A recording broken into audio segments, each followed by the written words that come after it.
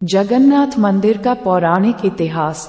जो रहते हैं उजालों में, जो रहते हैं अंधकार में, जो रहते हैं शब्दों में, जो रहते हैं निशब्द में, जो रहते हैं ब्रह्मांड की शून्यताओं में, जो रहते हैं पृथ्वी के परिपूर्णताओं में, जो रहते हैं बच्चों की किताबों में, जो रहते हैं साधु के रुद्राक्ष में। पुरी का श्री जगन्नाथ मंदिर एक हिंदू मंदिर है जो भगवान जगन्नाथ को समर्पित है। ये भारत में उड़ीसा राज्य के तटवर्ती शहर पुरी में स्थित है। जगन्नाथ शब्द का अर्थ जगत के स्वामी होता है। इनकी नगरी जगन्नाथपुरी या पुरी कहलाती है। इस मंदिर को हिंदुओं के 4 धामों में से एक माना जाता है। यह वैष्णव संप्रदाय का मंदिर है जो भगवान विष्णु के अवतार श्री कृष्ण को समर्पित है। इस मंदिर का वार्षिकोत्सव रथ यात्रा प्रसिद्ध है। इसमें मंदिर के तीनों मुख्य देवता भगवान जगन्नाथ, उनके बड़े भाई बलभद्र और बहन सुभद्रा तीन अलग अलग भव्य और सुसज्जित रथ में विराजमान होकर नगर की यात्रा को निकलते हैं। मध्यकाल से ही रथ यात्रा का उत्सव बड़े धूमधाम से मनाया जाता है।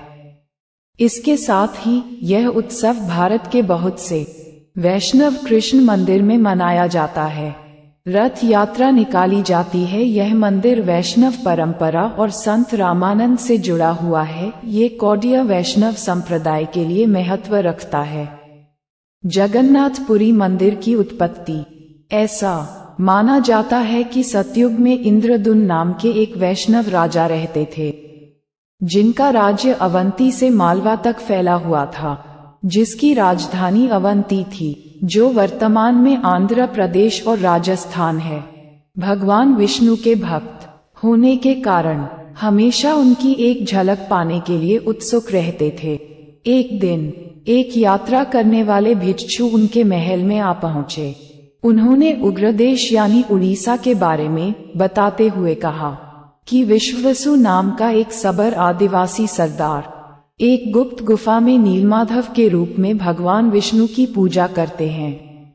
वे इसके बारे में सटीक स्थान या अन्य जानकारी नहीं दे सके, लेकिन राजा इंद्रदुम्न भगवान विष्णु को देखने के लिए बेचैन हो गए।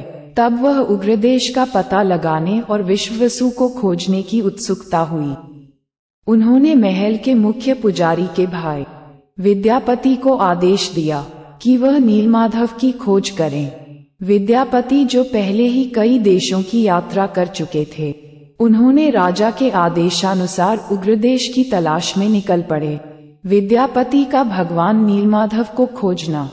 विद्यापति बड़ी लंबी यात्रा के बाद उग्रदेश में पहुंचे। वह वहां के सबर सरदार विश्ववसु से मिले। उन्होंने अपनी पहचान और उद्देश्य को छुपाते हुए उससे दोस्ती कर ली। वहां रहते हुए उनकी मुलाकात विश्ववसु की सुंदर युवा बेटी ललिता से हुई। जल्दी उन्हें प्यार हो गया।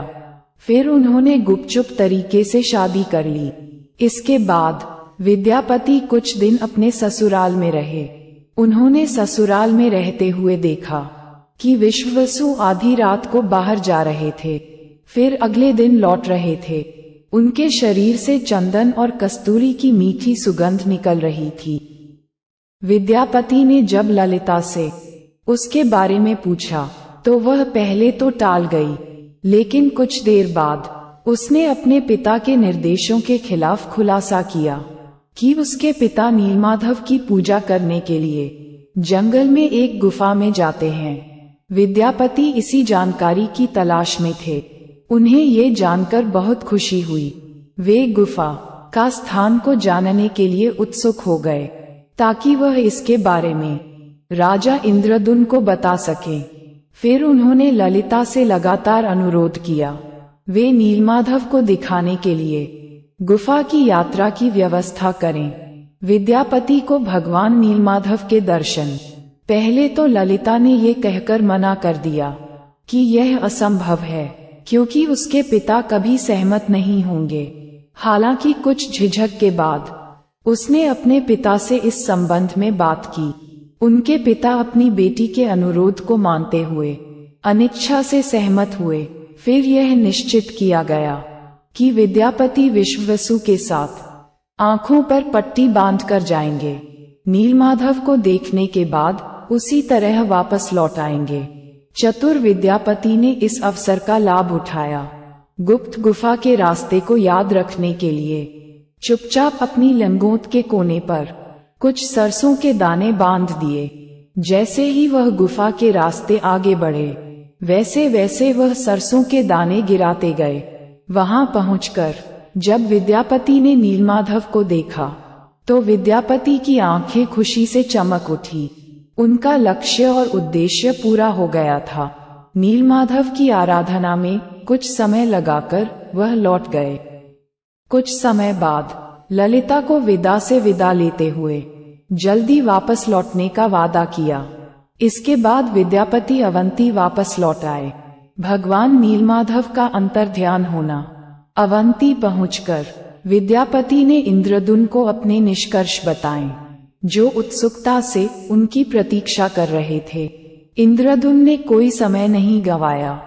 फिर हमेशा के लिए भगवान विष्णु की पूजा के उद्देश्य से नीलमाधव को अपने राज्य में लाने का फैसला किया।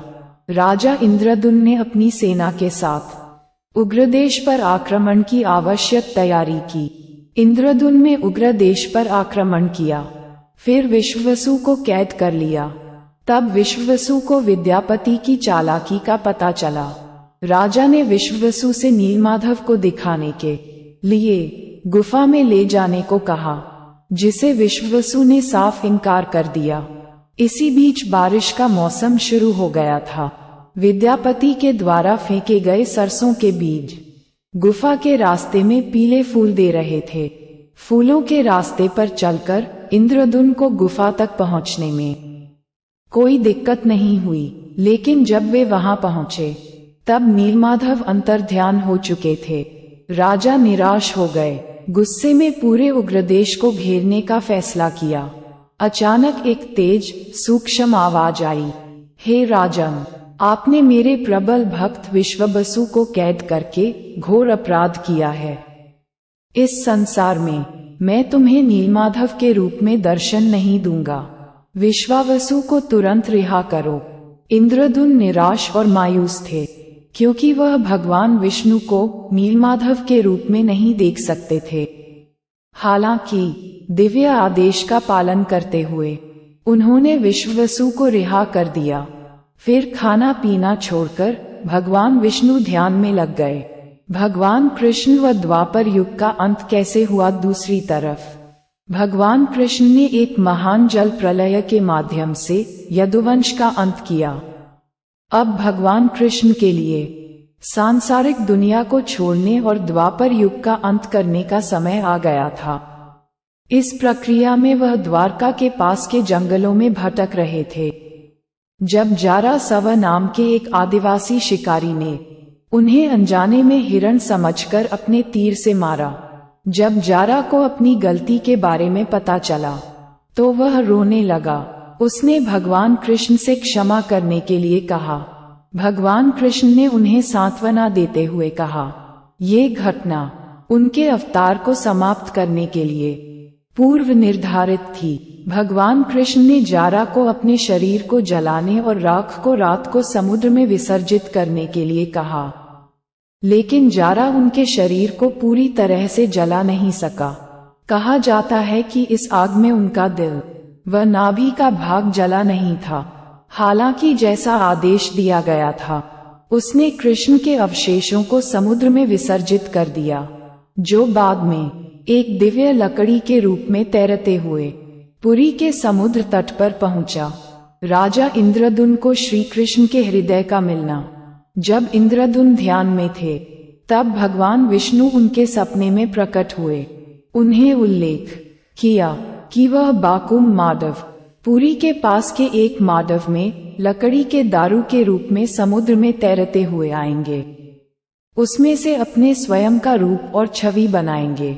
इंद्रदुम्न जैसे ही जागे तो वे बाकुम माडव पहुंचे। शुभ संकेत के साथ इंद्रदुम्न को पवित्र लकड़ी का दारू दिखाई दिया। वे उसे विश्ववसु की सहायता से महल के पास एक मंच पर ले आए। भगवान विष्णु की मूर्ति को तराशने के लिए कई अनुभवी बढ़ाए और मूर्ति को लगाया गया, लेकिन कोई भी भगवान विष्णु की छवि को तराश नहीं पाया। राजा इंद्रद्युम्न चिंतित थे कि कैसे भगवान विष्णु को आकार दिया जाए।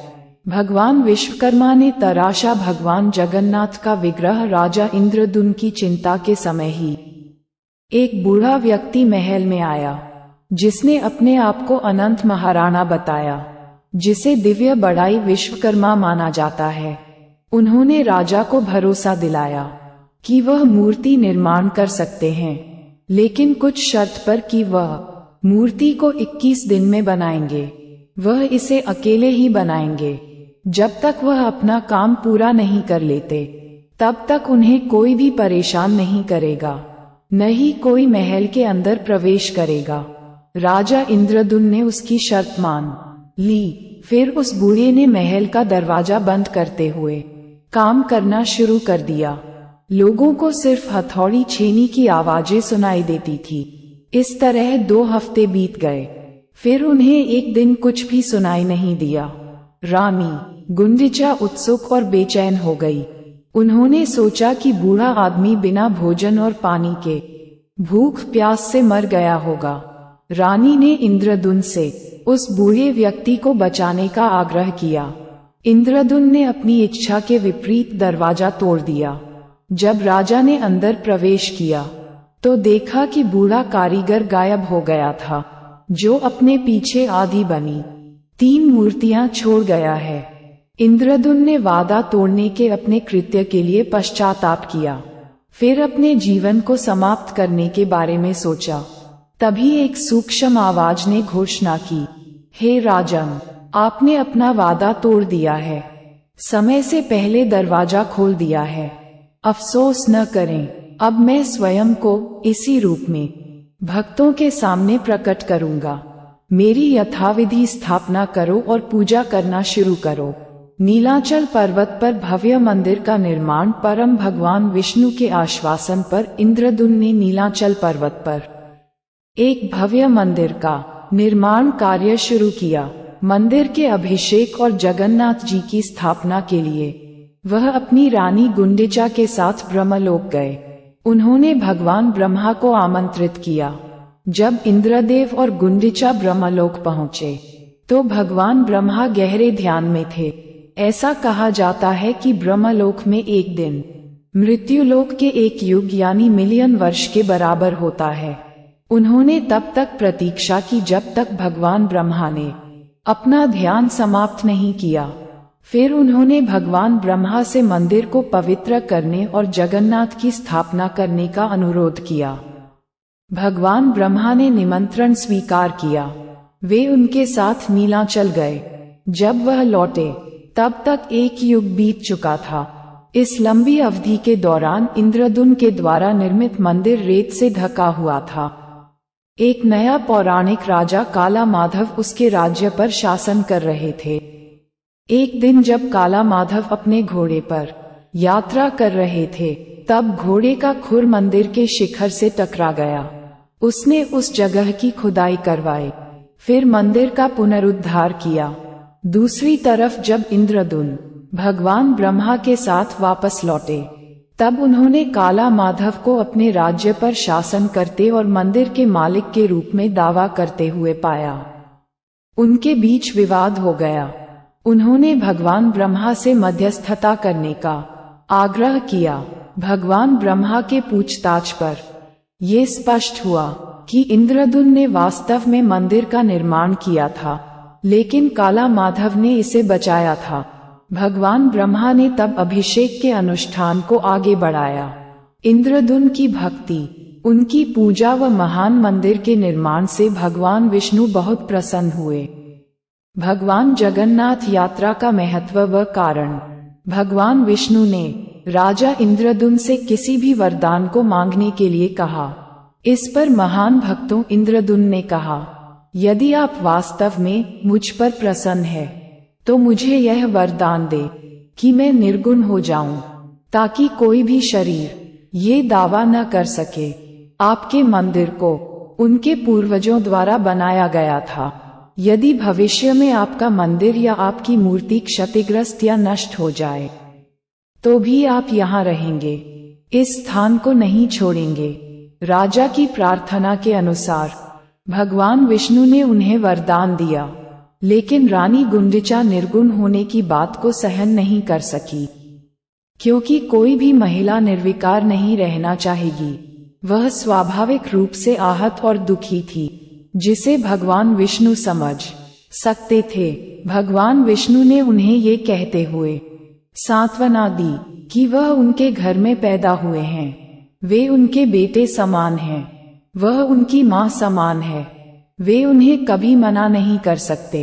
हर साल रथ यात्रा के दौरान 9 दिन तक उनके पास आकर रुकते थे, उनके द्वारा बनाए गए स्वादिष्ट भोजन को खाते थे। इसलिए रथ यात्रा के दौरान भगवान जगन्नाथ, बलभद्र, सुभद्रा और सुदर्शन चक्र के साथ गुंडिचा मंदिर जाते हैं, वहां 9 दिन बिताते हैं। रानी गुंडिचा जो देवकी नहीं है, यशोदा भी नहीं है, बस उस कान्हा ने उनसे वादा किया था, इसलिए हर साल अपना वादा पूरा करने आ जाते हैं। ऐसे हैं भगवान जगन्नाथ, जो अपने भक्तों की देखभाल के लिए बिना पलकों के अपनी आंखें हमेशा खुली रखते हैं।